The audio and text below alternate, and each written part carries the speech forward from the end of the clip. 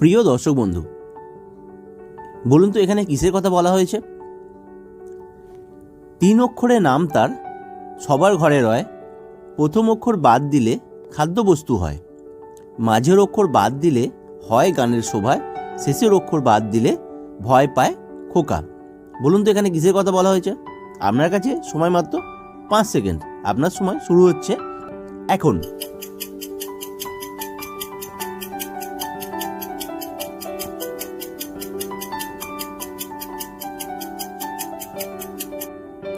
সঠিক উত্তর হবে বিছানা। বিছানার প্রথম অক্ষর বাদ দিলে হয় ছানা, এটা খাদ্যবস্তু। মাঝের অক্ষর বাদ দিলে হয় বীণা, যেটা আমাদের গানের শোভা। আর শেষের অক্ষর বাদ দিলে হয় বিছা, যেটা সকলেই ভয় পায়।